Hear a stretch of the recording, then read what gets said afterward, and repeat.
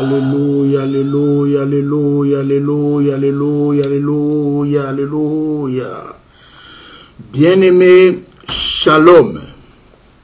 Prions. Seigneur, Père de gloire, je te bénis, mon Dieu. Et te remercie pour cette belle opportunité que tu viens de me donner, encore une fois, à partager ta bonne nouvelle, qui est ta parole sématique à tes enfants. Que ton esprit m'anime, ô Dieu, que ce qui sortira de ma bouche ne m'en point de moi, mais de toi.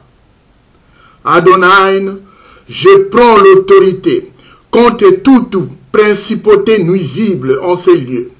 Je les jette dans les lieux arides par l'autorité puissante de Jésus-Christ de Nazareth. Alléluia. Bien-aimés, notre thème d'aujourd'hui, je l'ai intitulé « La bataille d'Armageddon ». Mot hébreu tiré sur le livre d'Apocalypse 16:16. Par la bataille d'Armageddon, j'aimerais vous dire ici, il s'agit d'une confrontation finale entre le bien et le mal, qui se produira entre le roi de ce monde et tous ceux qui soutiennent l'apostasie, les antichrists qui se rassembleront pour l'assaut final contre Israël, qui représente les enfants de Dieu vivant.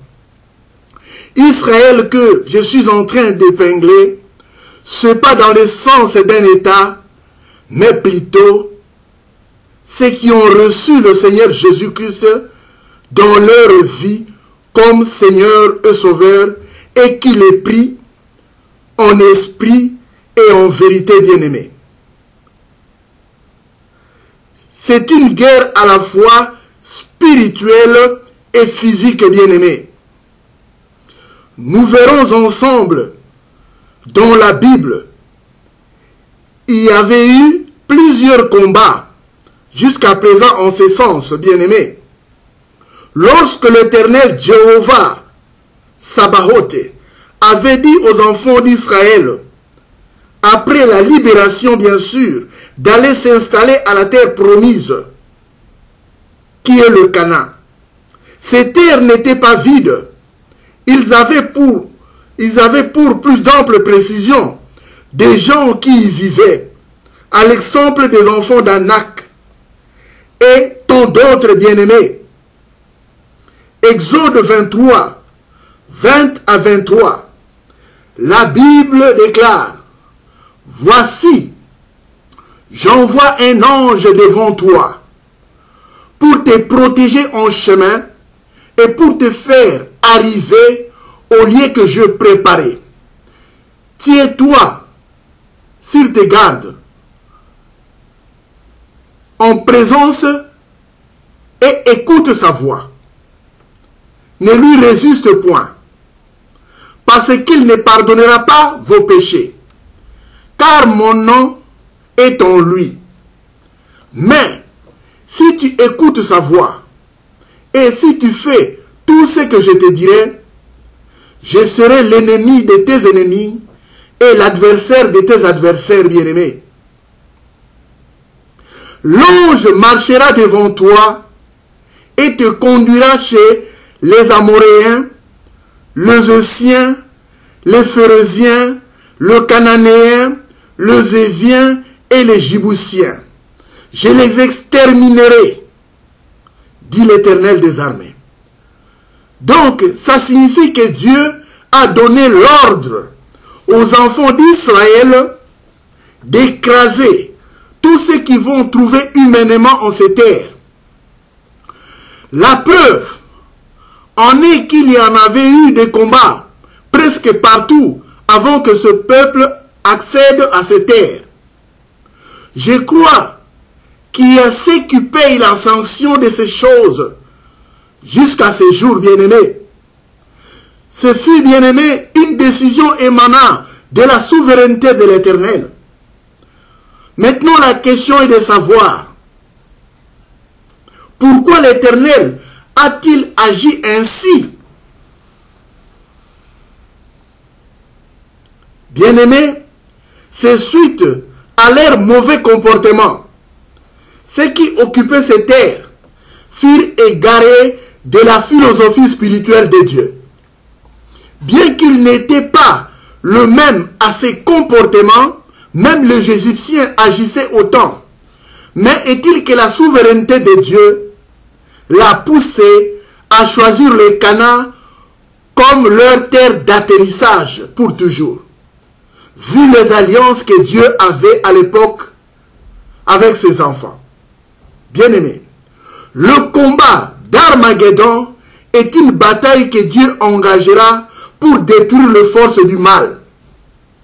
Les nations se rassembleront et se soulèveront pour combattre le christianisme.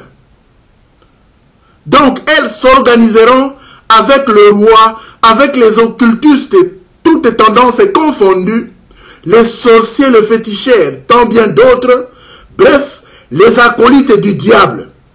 Ils feront bloc, combattre le christianisme, donc les enfants de Dieu. Ceux qui ont reçu le Seigneur Jésus-Christ comme leur Seigneur et Sauveur en esprit et en vérité bien-aimés. L'Antéchrist se soulèvera d'une façon haineuse pour combattre le système messianique de Dieu. Cet ordre mondial que l'apostasie continue à planifier et de conquérir le monde à son actif. Bien-aimés, malgré tout le manigance satanique, l'Éternel reste souverain, assis toujours sur son trône de gloire. Il est au-dessus de tout et sur tout.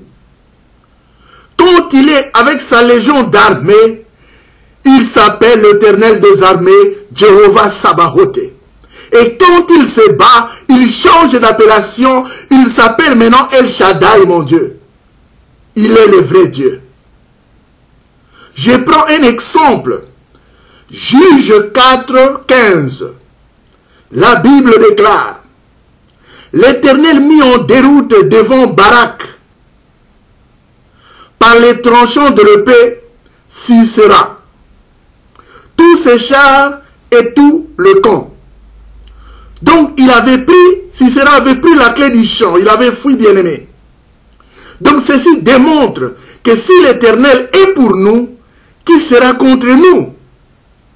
2 Chroniques 35, 20 à 24.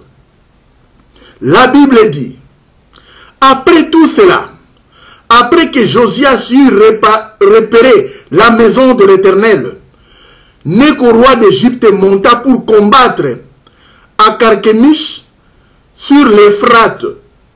Josias marcha à sa rencontre et Néco lui envoya des messagers pour dire: qu'il y a-t-il entre moi et toi, roi de Juda? Ce n'est pas contre toi que je viens aujourd'hui. C'est contre une maison avec laquelle je suis en guerre. Et Dieu m'a dit de me hâter. Ne t'oppose pas à Dieu qui est avec moi, de peur qu'il ne te détruise. Mais Josias ne se détourna point de lui et se déguisa pour l'attaquer, sans écouter les paroles de Néco, qui venaient de la bouche de l'Éternel. Il s'avança pour combattre dans la vallée de Médigo. Les archers tirèrent sur le roi Josias, et le roi dit à ses serviteurs: emportez-moi, car je suis gravement blessé. Ses serviteurs l'emportèrent du char, le mirent dans un second char qui était à lui, et l'amenèrent à Jérusalem. Il mourut bien-aimé et fut enterré dans le sépulcre de ce père. Tout Juda et Jérusalem pleurèrent le roi Josias. Bien-aimé, faut savoir être à l'écoute de Dieu. Savoir comprendre qu'est-ce que Dieu veut que nous faisons ou pas. Ces exemples bibliques que je viens de vous donner sont pour vous assurer que nul n'est au-dessus de l'Éternel El Shaddai. Bien-aimé, ce qui sort de sa bouche ne rentre jamais en son ventre sans être accompli. L'Armageddon est une bataille finale entre le bien qui représente notre Dieu, Jésus-Christ, et le mal qui représente Satan, le diable. L'apôtre Jean l'avait prédit bien avant. Dans le livre d'Apocalypse, le livre de Révélation, dans Apocalypse 1, 18 au 19, la Bible déclare que le Seigneur Jésus-Christ lui dit: je suis le premier et le dernier et le vivant. J'étais mort et me voici, je suis vivant au siècle des siècles. Je tiens le clé de la mort et du séjour des morts. Écris donc, c'est le verset 19, écris donc ce que tu as vu, ce qui est et ce qui doit arriver ensuite. Avant l'arrivée du Messie bien-aimé, la Bible prédit une période de 7 coups de retentissement des trompettes. Et chacun doit nous annoncer son terrible événement bien-aimé. Ces retentissements ne seraient pas les dangers imminents pour les calamités ou dans les camps de guerre comme aujourd'hui. Ézéchiel 33, 2, 6. La Bible dit: Fils de l'homme, parle aux enfants de ton peuple. Dis-leur, lorsque je vais venir l'épée sur un pays et que le peuple du pays prend dans son sein un homme et l'établit comme sentinelle, si cet homme voit venir l'épée sur le pays, sonne la trompette et avertit le peuple.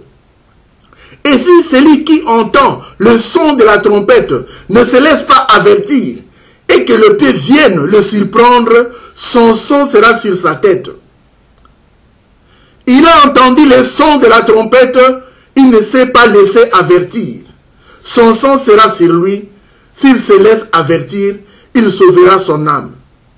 Si la sentinelle voit venir l'épée et ne sonne pas de la trompette, si le peuple n'est pas averti et que l'épée vienne enlever à quelqu'un la vie, celui-ci périra à cause de son iniquité.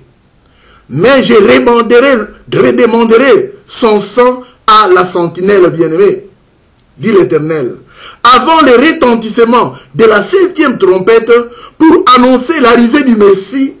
Il y aura des fléaux bien-aimés que l'homme doit subir sur cette terre avant le rétablissement de toutes choses.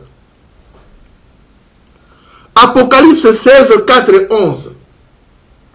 La Bible dit: j'ai entendu une voix forte qui venait du temple et qui disait aux 7 anges: allez et versez sur la terre les 7 coupes de la colère de Dieu. Le premier alla et il versa sa coupe sur la terre. Et un ulcère malin et douloureux frappa les hommes qui avaient la marque de la bête et qui adoraient les images. Le deuxième versa sa coupe dans la mer, et elle devint du sang, comme celui d'un mort. Et tout être vivant mourut, tout ce qui était dans la mer. Le troisième versa sa coupe dans le fleuve et dans les sources des eaux, et ils devinrent du sang. Et j'entendis l'ange des eaux qui disait: tu es saint, mon Dieu, parce que tu as exercé ce jugement. Car ils ont versé le sang des saints et des prophètes, et tu leur as donné du sang à boire. Ils le méritent. Et j'ai entendu un autre ange qui de l'autel disait: oui, Seigneur, Dieu Tout-Puissant, tes jugements sont véritables et justes. Le quatrième versa sa coupe sur le soleil, et il lui fit donner de brûler les hommes par le feu bien-aimé. C'est tellement long jusqu'au 7e coupe. Mais le 7e coupe annonce la destruction du Babylone. La coupe sera versée en l'air et il sortit du temple du trône une voix forte qui disait « C'en est fait ». En bas, au verset 18, la Bible dit « Il y eut des éclairs, de voix, de coups de tonnerre et un grand tremblement de terre tel qu'il n'y en avait jamais eu depuis que l'homme est sur la terre. » C'était la guerre des étoiles spirituelles, bien-aimés. Depuis que la terre est terre, il n'y en a jamais eu ce genre d'événement que l'apôtre Jean en avait vu dans sa vision. Dieu s'est souvenu même de Babylone la Grande pour lui donner la coupe de vin de son ardente colère.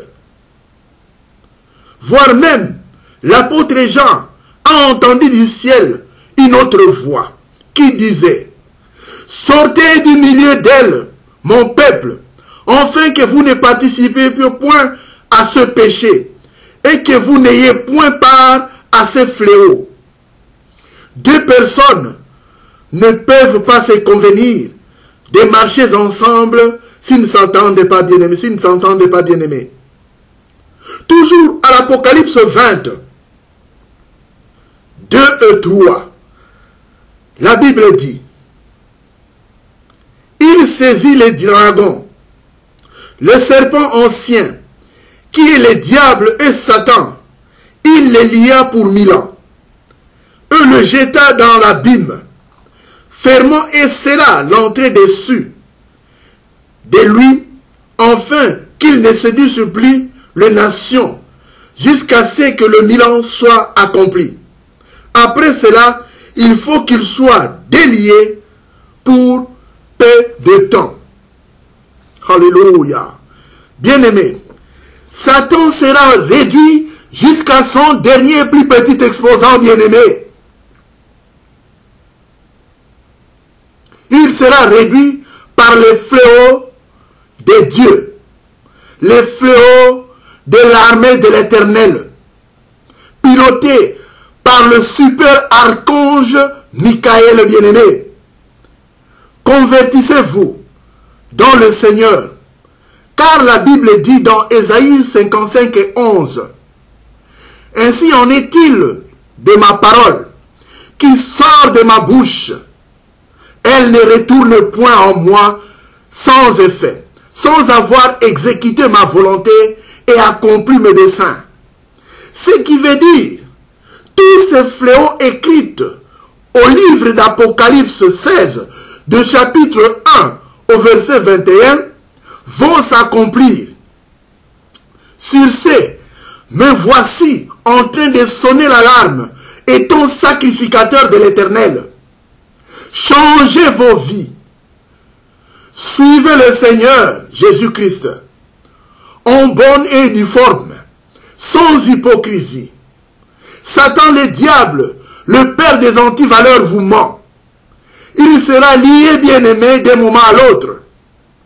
Jean a vu ressusciter, revenir à la vie, ceux qui craignaient Dieu, ceux qui avaient été décapités à cause du témoignage de Jésus-Christ, ceux qui n'ont pas adoré la bête ni son image, bien-aimé, ceux qui n'ont pas reçu la marque de la bête, revinrent à la vie et régnèrent avec Christ pendant 1000 ans.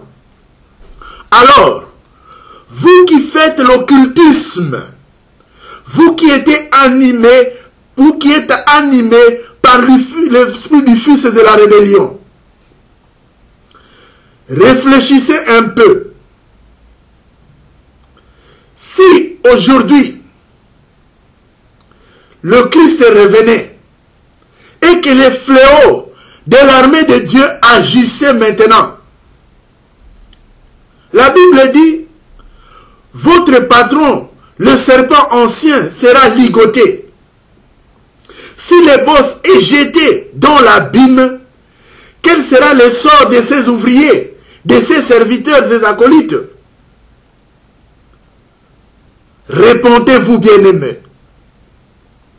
Je suis en train de crier, comme Noé en avait fait, bien-aimé. Répondez-vous. Vous qui êtes ambassadeurs du diable, changez vos vies. Suivez la bonne voie en Jésus-Christ, bien. Le tonnerre de l'armée de Dieu n'épargnera personne, à part ceux qui sont réellement en Christ. Le tonnerre de l'armée de Dieu n'épargnera pas des violeurs.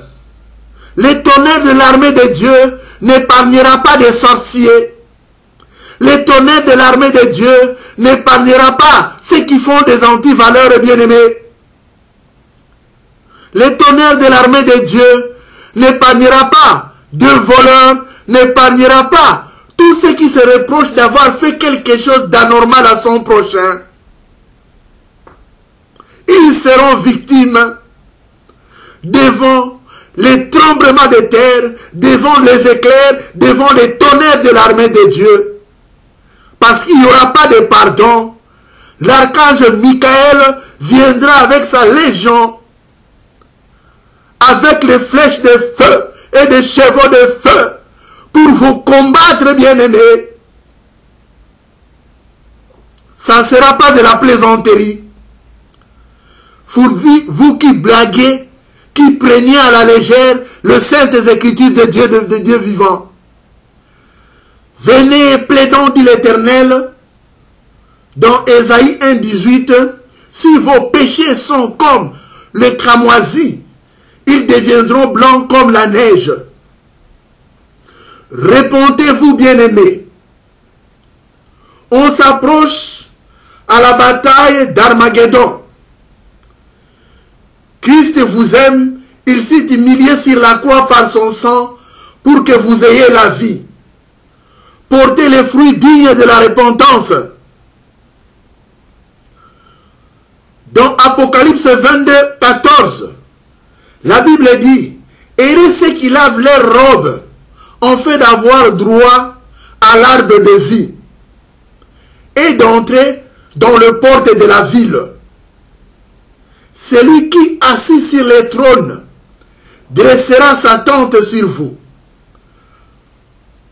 Et si vous vous repentissez dans le Seigneur Jésus-Christ, vous n'aurez plus faim, plus soif, bien-aimé, ni le soleil, ni aucune chaleur ne nous frapperont, car l'agneau qui est au milieu du trône nous paîtra et nous conduira aux sources des eaux vives de la vie. Et Dieu essuiera toutes les larmes de nos yeux. Quitte à vous de choisir le Dieu de notre Seigneur Jésus-Christ ou Satan le diable, l'instigateur, l'inspirateur des antivaleurs. Réveillez-vous, la bataille d'Armageddon est proche, elle est bien en marche, bien-aimés. Répondez-vous, prenez à cœur ce que je viens de vous dire pour ne pas regretter plus tard. Que mon Dieu vous bénisse, bien-aimés. Seigneur, je te prie, je te rends grâce. Je laisse tous ceux qui sont en train de m'entendre ou tous ceux qui m'entendront entre tes saintes mains. Ouvre leur cœur, Seigneur, afin qu'ils puissent recevoir cette parole, cette sémence glorieuse avec cœur, pour qu'ils ne puissent pas regretter plus tard qu'il n'y en avait personne qui avait sonné la cloche, il n'y en avait personne qui avait sonné la trompette pour que nous puissions changer. Agis, Père, afin qu'ils comprennent bien les Écritures et qu'ils changent leur façon de vivre en Jésus-Christ, notre Seigneur et Sauveur. Amen. Que mon Dieu vous bénisse. Shalom, bien-aimés.